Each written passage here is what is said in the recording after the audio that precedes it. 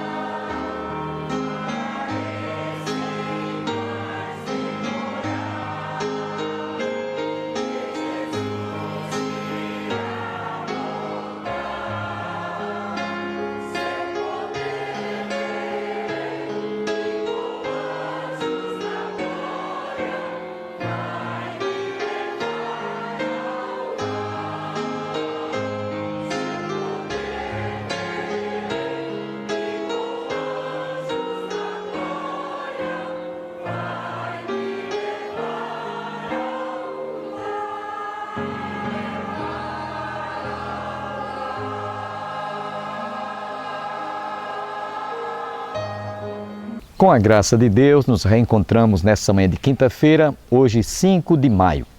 Para você que não sabe, hoje celebra-se o Dia da Comunicação, o Dia de Rondon, o Dia do Expedicionário, o Dia da Comunidade, o Dia do Pintor e o Dia do Futebol. O Brasil é o país do futebol. Todo mundo, quando chega a época das seleções disputarem o Campeonato Mundial de Futebol, nós vestimos a camisa verde e amarela. Mas nesses dias, devido a estarmos nos aproximando das eleições, o brasileiro realmente passou a valorizar mais a nossa pátria, mais a nossa nação, preocupados com os destinos desta nação, e por isso nós saímos às ruas, como no dia 1º de maio, vestidos de verde e amarela. Não se tratava de disputa de seleção de campeonato mundial, Copa do Mundo. Era um momento em que nós paramos para agradecer a Deus pela passagem do Dia do Trabalho ou do Trabalhador. Então, nós que fazemos o programa Opção para a Vida, esperamos que vocês continuem vestindo a camisa verde e amarela. Outra vez o pastor Guilherme estará falando sobre o tema Os Dons do Espírito Santo. Mas eu espero que você tenha se deleitado com este belíssimo hino interpretado pelo Conjunto Coral Saracali no início do nosso programa. Continue conosco, você vai ficar agora com o pastor Guilherme.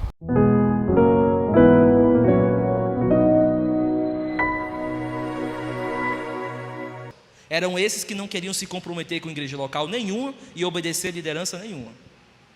Queriam fazer o que quisessem. São os piores esses. Mas a ideia de Paulo aqui é, irmão, quem confessou Jesus como seu único e suficiente Salvador e é de fato um cristão, esse pode ser usado por Deus. Ah, mas eu não sei muito as coisas. Você pode ser usado por Deus, porque você é crente. O critério aqui é que essa fórmula, Jesus é o Senhor, é a fórmula que a igreja primitiva usava para determinar se alguém poderia ser batizado ou não. Porque na igreja primitiva, os cristãos que começaram a ser perseguidos, Quando eles iam sendo entregues às feras, eles tinham que dizer: Jesus seja amaldiçoado. Entenda, eles não tinham só, se eles dissessem Jesus seja amaldiçoado, aí peraí, não vai mais ser morto. Porque não era só abandonar, não, não sou de Jesus não. Para você provar que não era de Jesus, você tinha que dizer em um som alto: Jesus, se você quisesse provar que não era, Jesus seja amaldiçoado. Era isso que estava acontecendo. E Paulo vai dizer: irmãos, deixem de achar que dom espiritual é apenas para alguns.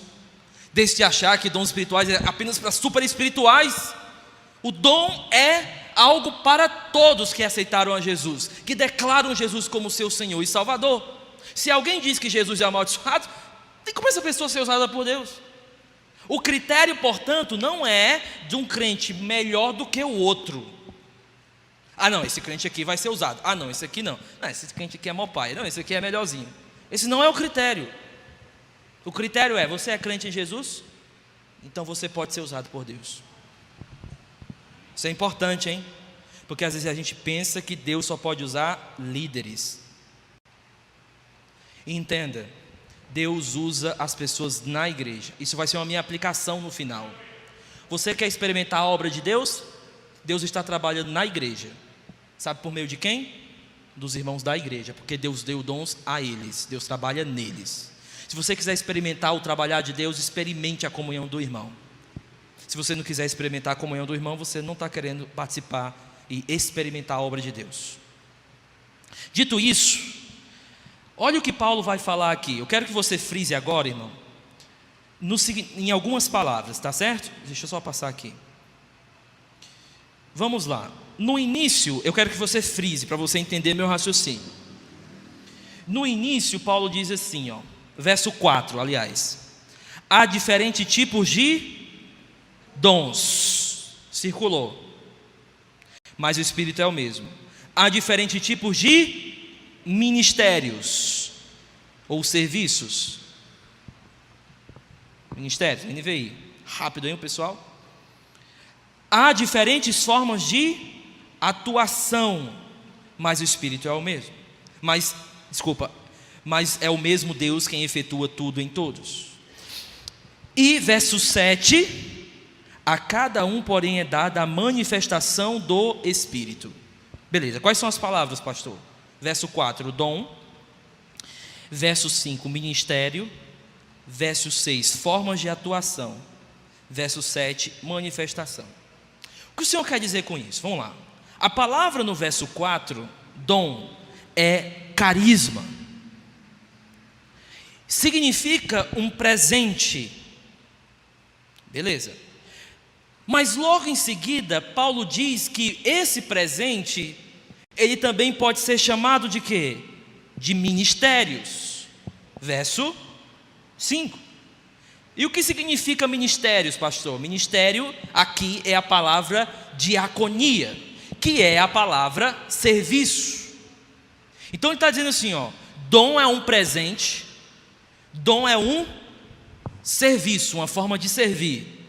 E dom também é o quê? Experimentar o poder de Deus. Verso 6, há diferentes formas de atuação. Então vamos lá, rapidez.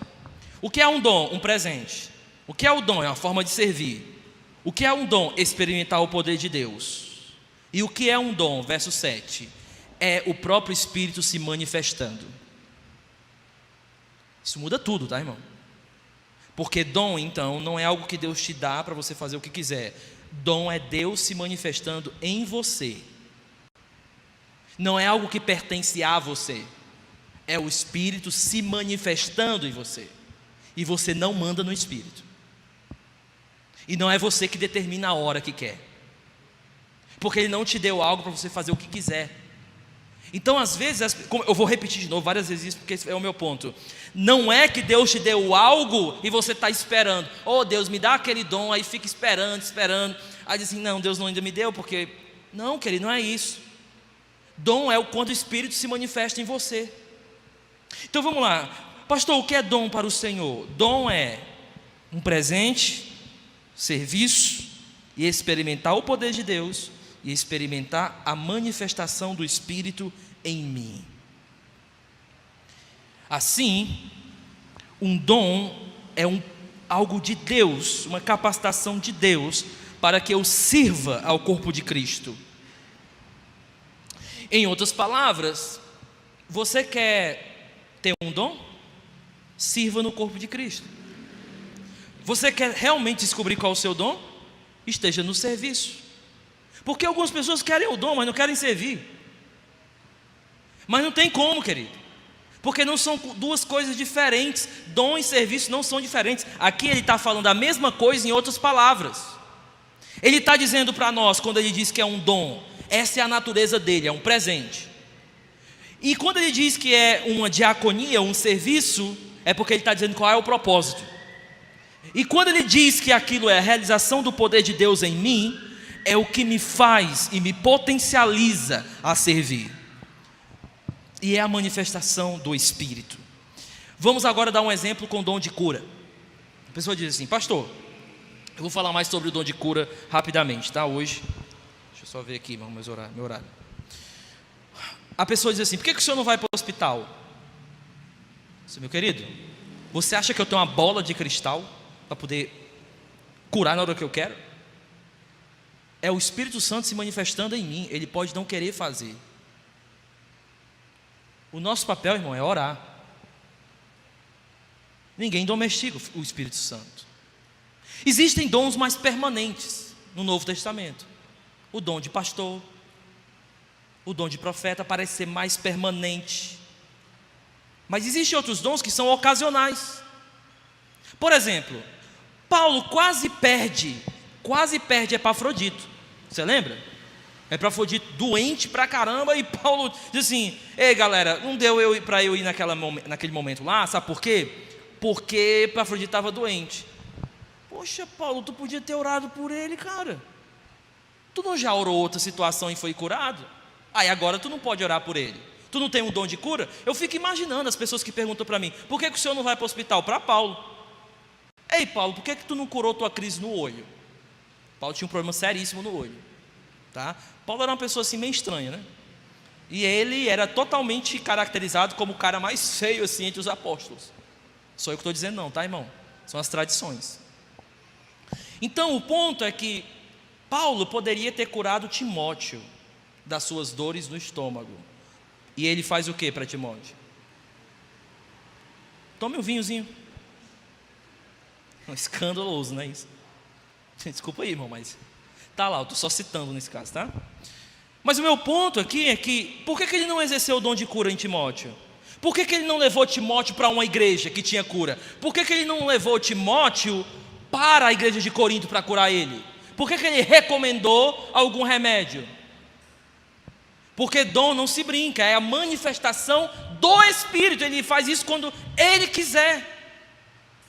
Então hoje se cria um negócio meio que automático. Vamos fazer o dia da cura. Irmão, o dia da cura, se for orar para curar, tudo bem. Mas dia da cura, orar para pedir a Deus, aí tudo bem. Mas o dia da cura, quem é você? Você manda no calendário de Deus agora? Então você é o Deus da parada. Porque se você manda no calendário de Deus, você é o Deus. Então aqui o ponto é de Paulo, que dom é um presente de Deus, mas não é algo à parte de Deus. Assim, dom é a própria manifestação de Deus em você. É Deus se manifestando na sua vida. Não é só nas coisas extraordinárias, porque em 1 de Pedro, um dos dons é o quê? Servir. E ali a ideia é servir mesmo o outro. Irmãos, tem irmãos na igreja. Lá na minha igreja tem um irmão, o irmão João, uma benção. Olha para ele, a cara, eu acho que o nome dele é serviço. Olha para o irmão, não está servindo. Eu chego lá, está servindo. Ele é o irmão de tudo. Você está precisando de qualquer coisa na minha igreja, lá você diz assim: cadê o irmão João? E todo mundo sabe quem é ele. No aniversário do irmão João, todo mundo dá presente, chama ele na frente, dá presente, que é o irmão de serviço. Você deve ter algum irmão assim que você olha, posso contar com ele, que ele cabe ali para o que precisar. É alguém que tem esse dom. Ah, pastor, eu não tenho esse dom. Irmão, se criar vergonha na cara, sabe por quê? Porque você não precisa ter o dom para servir. Você é usado para servir enquanto serve. Quando você se dispõe a servir, você acha que vai ser uma operação da tua própria força? Você tem certeza que foi você que quis sair de casa para servir os outros? Então você não conhece a graça de Deus na sua vida.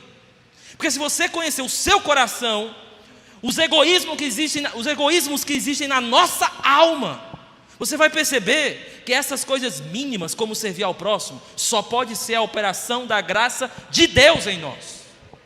Assim, o ponto de Paulo é que dom é a operação de Deus para servir ao corpo de Cristo. Dito isso, vamos entrar agora um pouco na lista dos dons. Veja comigo o verso 7. Rapidamente, tá, irmãos? Agora eu vou um pouquinho mais rápido. Vamos lá. A cada um, frise, ixi, eu me perdi aqui. Está aqui. Verso 7. A cada um, porém, é dada a manifestação do Espírito, visando o bem comum. Vamos dividir esse versículo bem direitinho? A cada um significa o quê? Que está disponível a todos, ok? É dada a manifestação, significa que é algo que você não pode conquistar, ou seja, é Deus que dá soberania. A manifestação do Espírito, ou seja, isso vai acontecer de forma visível aos olhos. E por último, ao bem comum, é sempre para servir a igreja, nunca um exercício individual de egoísmo. Eu vou fazer uma crítica aqui, irmão. Se você já foi alguma coisa assim e tal, não leve no pessoal, tá bom? Goste de mim. Não precisa gostar, né? Eu vou embora, né, irmão? Mas, enfim. A igreja onde um momento é um momento, geralmente sem neopentecostalismo, obviamente. Todo mundo tem um momento onde, de repente, todo mundo marca. É o seguinte, vamos aqui fazer uma sessão de cair. Todo mundo cair. Aí a ideia é orar pela pessoa, para a pessoa cair. E pronto. Ah, não, mas Deus pode fazer isso. Mas a pergunta que a gente sempre tem que fazer é o quão individual essas experiências são a olho nu. A pessoa cai e não faz mais nada. Você olha assim, e aí, irmão? Não, eu caí e desmaiei. Mas aí como é que o outro foi edificado com isso, irmão? Eu não sei. Dom é sempre para a edificação de todos, nunca uma operação egoísta, nunca. É por isso que algumas experiências neopentecostais me soam mais como egoísmo à parte de Deus. Todo mundo quer um êxtase pessoal para poder experimentar uma certa energia, e Deus pode agir assim em momentos de avivamento, nós não estamos negando. O ponto é que a gente sempre tem que avaliar o quão egoísta são essas coisas. É por isso que uma das formas que eu faço para avaliar uma profecia é o seu nível de egoísmo. Por quê? Como é que eu avalio uma profecia? Bem rápido, nota de rodapé aqui. Eu comparo se existe alguma heresia, obviamente, e depois eu comparo com o padrão do Evangelho. O Evangelho é o quê? Cruz. O Evangelho é abnegação. O Evangelho é dependência de Deus. Então aquelas profecias que dizem assim: eis que te digo, meu servo, você vai ser cara rico pra caramba. E eu digo mais: Deus vai te dar um carro, Deus vai te dar uma casa, Deus vai te dar. Aí no outro culto: eis que eu te digo, meu servo, Deus, você vai ser rico. Aí no outro culto: você, caramba, meu irmão, que igreja vai ser essa, né? Todo mundo rico? E às vezes a impressão que eu tenho é que essas profecias possuem mais o padrão do egoísmo mundano do que a abnegação do Evangelho. Não é que Deus não pode dar prosperidade às pessoas, é porque às vezes isso virou o quê? Brincadeira de criança. Você fica só lá dizendo que as pessoas vão ser abençoadas e chama isso de profecia. E nunca vem uma exortação? Nunca vem um puxão de orelha? Nunca vem uma revelação de Deus para dizer: abandone os seus pecados, a forma como você tem vivendo, está vivendo é errada. Não tem, é sempre abençoado. Oh, meu irmão, Deus te disse que você vai ser abençoado. Não. Profecia, segundo Paulo, é edificação, exortação e consolação. Então entenda, às vezes a gente vive num mundo tão individualista já, e às vezes nós vemos isso, às vezes dentro de muitas igrejas, irmão. Muitas igrejas. Deixa eu dizer uma coisa, com muito amor, tá? Depois eu vou embora e fica o pastor Bosco explicando. Às vezes, sabe por que você não serve na igreja? É porque você é egoísta. Ah, pastor, mas é porque eu não tenho tempo e tal. Beleza, mas dentro do tempo que você tem, o que é que você faz? Nada para a igreja. Você não tem tempo na igreja? Você não tem tempo para a família de Deus? Nunca. Irmão, é estranho você dizer que Deus está no primeiro lugar e a igreja no último. É muito estranho isso, irmão. Achar que apenas sentar no banco da igreja é ser igreja. Meu irmão, Deus te deu dons e Deus quer manifestar a presença dele na sua vida. Sabe como? Quando você servir na igreja. Não é quando você ficar parado na igreja. Porque às vezes o que nós temos dentro da igreja são consumidores. E drive-thru, viu? Sabe por quê? Porque chegam e somem. É rápido, né? De drive-thru. Não, pastor, porque a minha vida, eu estou ali na igreja, mas eu não quero me envolver muito, porque você não quer se envolver muito porque você é um egoísta. Porque se você entendesse o padrão do evangelho, você se colocaria para ser sacrifício pela causa de Deus. Mas quando as suas causas estão em primeiro lugar, meu querido, é muito estranho a pessoa dizer, pastor, eu sou crente. É mesmo? Tem certeza? Eu não te vejo há 3 meses na igreja. Não, pastor, mas acredita, eu sou crente. Cara, desculpa, mas eu não acredito em você. Porque aqueles que amam a Deus, amam também os seus filhos. Então essa ideia, irmão, de querer separar Deus da igreja, é uma ideia barata de desigrejados e de pessoas que não querem compromisso com Deus. E só procuram a igreja quando estão com problema financeiro ou problema no casamento. E não sabe que muitas vezes os problemas do casamento se levantaram, porque estavam afastados da igreja. Então às vezes querem um pastor só para apagar o fogo, mas não querem chegar para o lado do pastor e dizer, me diz aí o que é que eu posso servir. Qualquer coisa. Chego antes da igreja, limpo, me diga aí. Ah não, mas eu já dou a minha oferta. E você está pagando a Deus, né? Você está pagando a igreja para poder a igreja te dar alguma coisa? Se Deus fechar as fontes financeiras suas, acabou. Acabou, meu querido. Assim, a igreja não é ambiente. E geralmente os egoístas fazem confusão na igreja. Geralmente, porque a galera que ama a igreja e serve a igreja, esses estão dispostos a abrir mão das suas razões, muitas vezes a abrir mão de certos desejos, porque quer ver o bem comum da igreja. Assim, quando você vê Paulo, é sempre para o bem comum. E aí Paulo agora me fala uma lista de dons. Veja comigo agora, verso 8. Pelo Espírito é dada a palavra de sabedoria, a outro pelo mesmo Espírito a palavra de conhecimento, a outro fé pelo mesmo Espírito, a outro dons de curar pelo único Espírito, a outro poder para operar milagres, a outro profecia, a outro discernimento de espíritos, a outro variedade de línguas, nós vimos hoje pela manhã, e ainda a outro interpretação de línguas. Todas essas coisas, porém, são realizadas pelo mesmo e único Espírito, e Ele as distribui individualmente a cada um, como quer. Vamos passar rapidamente por alguns dons. Primeiro, qual é a primeira lista dos dons? Pelo mesmo Espírito é dada a palavra de sabedoria, e a outra a palavra de conhecimento. A pergunta é, o que é o dom de palavra de sabedoria e palavra de conhecimento? Primeira coisa que você tem que entender é que Paulo não me dá detalhes. Paulo não fornece definições longas. E deixa eu entender, às vezes as pessoas acham que é porque Paulo não estava preocupado em dar definições longas.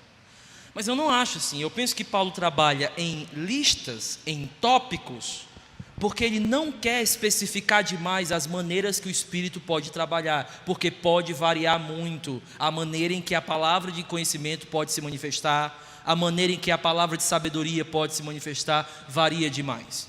Mas eu quero deixar isso de forma prática para os irmãos. Palavra de conhecimento, primeiro, ela pode se manifestar quando Deus te dá o conhecimento de algo que você não sabia, acerca de outra pessoa, para que você ajude e exorte essa outra pessoa. Às vezes um aconselhamento, eu estou no aconselhamento, eu estava 1 mês atrás, 2 meses em alguns aconselhamentos, e eu ouvi a pessoa falar, e eu estava ali, irmãos, e eu ficava assim, beleza, e eu perguntando, porque muitas vezes aconselhamento é mais ouvir do que falar. Se você fala muito durante seus aconselhamentos e não escuta nada, você talvez esteja falando para uma pessoa, você talvez não ouviu nada da outra pessoa e você não vai atingir nada daquela pessoa. E eu ouvindo, e veio um negócio assim no meu coração, estava ali, eu disse assim, cara, está faltando informação aí. Acredito que você foi profundamente abençoado através da ministração com o pastor Guilherme. Não perca amanhã outra vez, Opção para a Vida, levando a você a mensagem do Evangelho, as boas novas de salvação. Desejamos a todos um dia abençoado, que todos fiquem com Deus. E até o nosso próximo programa. Não esqueça o nosso simpósio sobre a família. Neste sábado, as senhoras estarão recebendo um estudo muito importante com as psicólogas doutora Josiplesse e a doutora Débora. O tema será TPM, mas não é o que você está pensando. Tempo para mim. Toda mulher precisa de ter um tempo para si. E é isso que elas vão tratar. Domingo, teremos a escola dominical, às 9 horas, pastor Antônio Júnior, e no domingo à noite, o pastor e doutor Walter Vandils. Não perca, portanto, para aqueles que não sabem, a Igreja do Calvário está situada às margens do Açude Velho, confluência com o Parque da Criança, e você deve prestigiar. Participe do nosso 22º Simpósio sobre a Família. Conto com a sua presença e com toda a sua família. O tema é muito importante, sugestivo demais, reerguendo o altar do lar da minha família, da sua família. Não perca, portanto. Até o nosso próximo programa, se Deus quiser.